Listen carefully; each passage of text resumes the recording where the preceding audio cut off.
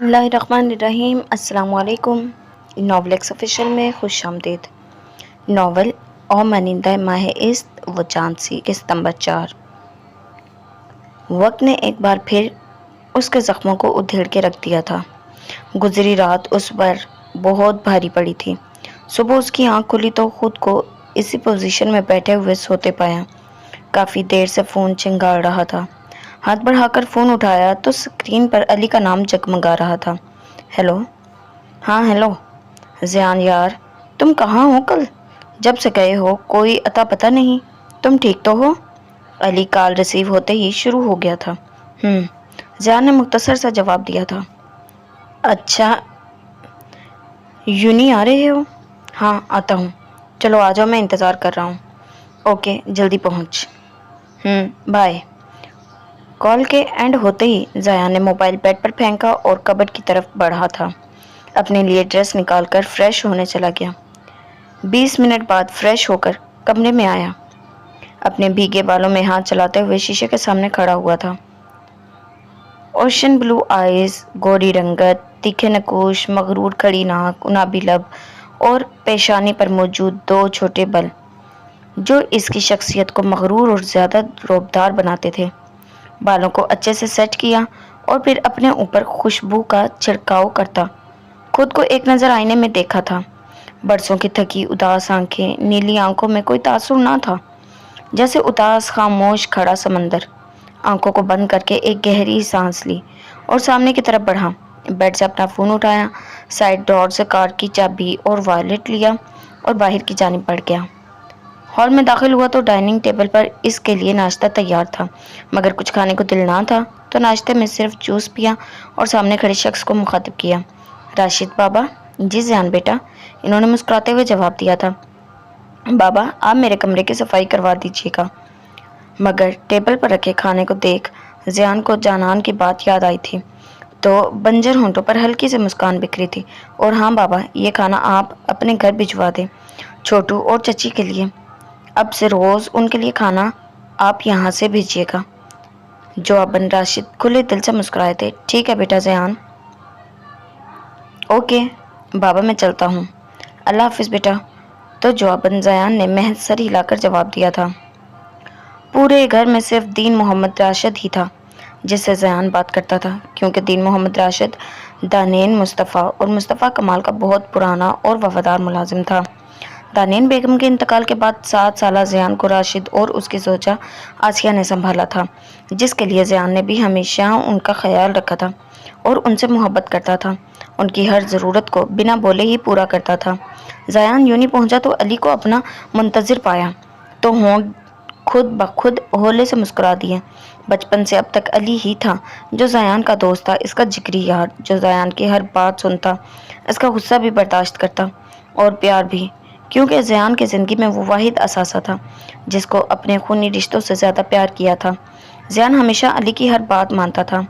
अली की नज़र ज़ियान पर पड़ी तो इसके जानिब आया और आते ही गले से लगाया। कहाँ था यार, मैं कल से परेशान था।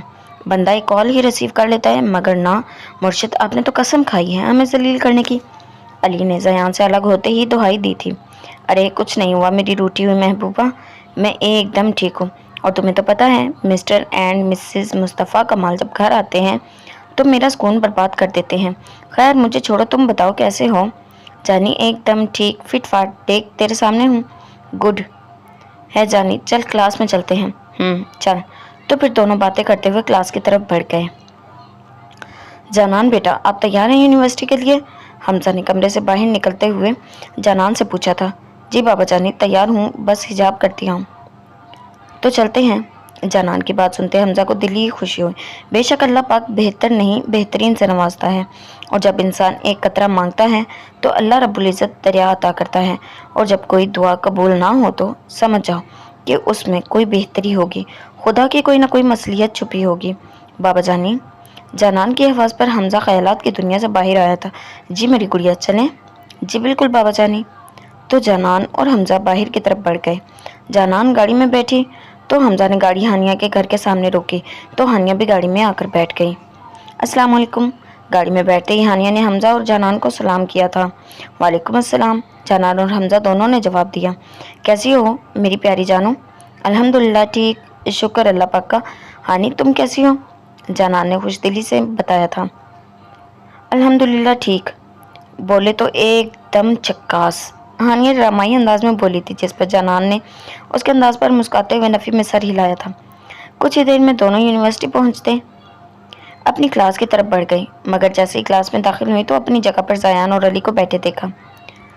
دونوں کو تب چڑھی تھی تو دونوں جلدی سے اندر کی طرف بڑھی تھی۔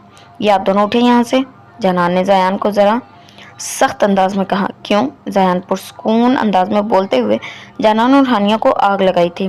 کیا مطلب کیوں؟ کیونکہ کل ہم دونوں یہاں بیٹھے تھے، اس ہی لیے، جانان نے دانت پیستے ہوئے جواب دیا تھا۔ تو زیان نے ناک سے مکھی اڑائی۔ تو کچھ نہیں، یہ بینچ ہماری ہے، تو پلیز اٹھ جائیں آپ دونوں۔ جانان کے صبر کا پیمانہ لبریز ہوا تھا۔ جانان کی بات پر زیان نے پوری بینچ کو اوپر نیچے دائیں بائیں ہر طرف دیکھا تھا۔ یقین جانے مس حجابن عرف نقابن، یہاں آپ کا نام نہیں لکھا، میں نے اچھے سے چیک کیا ہے، تو آپ کہیں اور بیٹھ جائیں، کیونکہ ہم دونوں تو یہاں سے اٹھنے سے رہے۔ زیان کی بات پر جانان نے غصے سے زیان کو گھورا تھا۔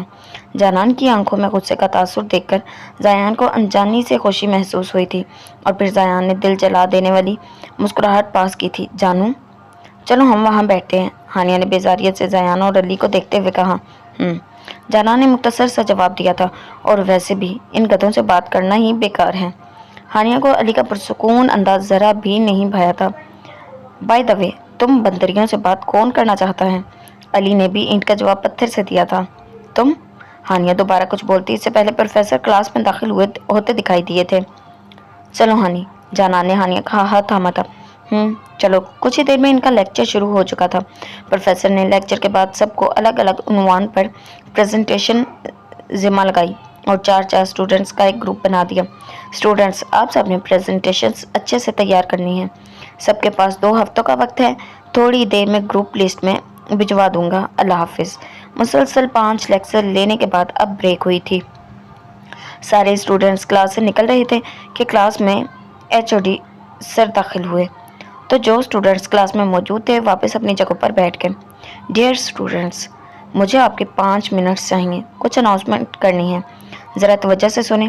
جی، جیسا کہ آپ سب جانتے ہیں کہ موسم بہار کی آمد ہے، تو ہر سال کھیلوں کی تقریب کا انعقاد کیا جاتا ہے۔ آپ سب کھیلوں میں حصہ لے سکتے ہیں، تقریروں میں بھی میں خود اسٹال لگا سکتے ہیں، لیکن یہ سب ذہن میں رکھیں، آپ کی کلاس میں سے کوئی نہ کوئی لازمی حصہ لے، کیونکہ آپ کی کلاس کی ریپوٹیشن کا سوال ہے۔ جواب دینے کے لیے ایک اسٹوڈنٹ کھڑا ہوا جو کہ کلاس کا CR تھا۔ سر، آج تک کسی نے نہیں لیا حصہ، اب بھی کوئی نہیں لے گا۔ CR کی بات پر جانان کو تھوڑی سی حیرانی ہوئی اور ساتھ افسوس بھی ہوا تھا کہ تقریباً 50 کی تعداد میں اسٹوڈنٹ کلاس میں موجود تھے، لیکن کوئی بھی آگے نہیں آیا۔ تو جلدی سے جانان کھڑی ہوئی، کہیں پروفیسر کو برا نہ لگے، اور پروفیسر کو مخاطب کیا، سر میں اسپیچ میں حصہ لینا چاہتی ہوں۔ جانان کی طرف سب حیرانی سے دیکھا تھا۔ پوری کلاس میں ہلچل مچ گئی تھی۔ جانان کے ساتھ والی بینچ پر کچھ لڑکے بیٹھے تھے جنہوں نے جانان کے کھڑے ہونے پر مذاق اڑاتے ہوئے جانان سے کہا، او بہن جی، تم حصہ لوگی؟ بولتے ہی زوردار کہکا لگایا۔ او ہو تو بھائی جی، آپ بھی حصہ لیں، آپ کو کس نے روکا ہے؟ انشاءاللہ، ہانیہ نے اونچی آواز میں کہا تھا، جبکہ ان لڑکوں کا منہ بند ہو گیا تھا۔ جانان کی بات اور انداز دونوں نے ہی زیان کو مسکرانے پر مجبور کر دیا تھا۔ باقی کی کلاس میں دبی دبی ہنسی گونجی تھی، تو ان لڑکوں نے غصے سے جانان کو گھورا تھا۔ دوسری طرف علی بھی کھڑا ہوا تھا۔ سر، میں اور میرا دوست زیان باکسنگ ٹورنامنٹ میں حصہ لینا چاہتے ہیں۔ آخر کار علی نے بھی تھوڑی سی غیرت جاگی تھی۔ کچھ دیر بعد ہانیہ بھی کھڑی ہوئی اور اپنا نام اسپیچ کمپٹیشن میں لکھوا دیا۔ اسی طرح کئی اسٹوڈنٹ نے جانان کی ہمت اور جذبے کو دیکھ کر مختلف کھیلوں میں حصہ لیا تھا۔ علی، یار تم نے صحیح نہیں کیا، اپنا نام لکھواتے مجھے کیوں گھسیٹا؟ زیان نے تیور چڑھا کر علی کو گھورا تھا، جس پر علی نے معصوم سی شکل بنائی تھی۔ یار، وہ بہن جی کھڑی ہو گئی تھی، سب اس کی واہ واہ کر رہے تھے، جبکہ وہ بہن جی حصہ لے سکتی ہے تو ہم بھی کسی سے کم نہیں۔ علی نے اپنا فرضی کالر جھاڑا تھا۔ او، لگتا ہے چھوٹے بچے ڈر گئے۔ علی کی بات کا جواب باسط نے دیا تھا، جو کہ ان کا سینئر تھا۔ ڈر وہ بھی تم سے؟ لگتا ہے بچہ ابھی نیند میں ہے، کیوں؟ ज़ियान अली ने भी ईंट का जवाब पत्थर से दिया था। ओ हेलो, ज़्यादा बकवास करने की ज़रूरत नहीं, वरना कल की जगह आज ही मुंह तुड़वा लोगे। बासित अली फिर अली पर भड़का था। अरे मिस्टर बासित, ज़्यादा गुस्सा सेहत के लिए ख़तरनाक है, इसलिए कूल डाउन, क्योंकि मैं नहीं चाहता कि फ़ाइट से पहले तुम्हें कुछ हो। ज़ाया ने बासित के कंधों पर से नादीदा गर्द को साफ करते हुए कहा था। यान, चल यार, कल चलते हैं। हाँ चलो, यूनिवर्सिटी ऑफ हो चुकी है। यूनिवर्सिटी की तकरीबन स्टूडेंट अपने अपने घरों की तरफ वापस जा चुके थे। ज़ायान अली भी अपने अपने घर को रवाना हो गए। जारी है। जी तो जनाब, ये थी हमारी आज की एपिसोड। उम्मीद करती हूँ पसंद आई होगी। अगर आपको वीडियोस पसंद आती हैं तो हमारे चैनल को सब्सक्राइब करें, वीडियो को लाइक करें और बेल नोटिफिकेशन को ऑन कर लें ताकि हर आने वाली नई वीडियो आप तक बआसानी पहुँच सके। मिलते हैं नेक्स्ट एपिसोड के साथ। अल्लाह हाफिज़।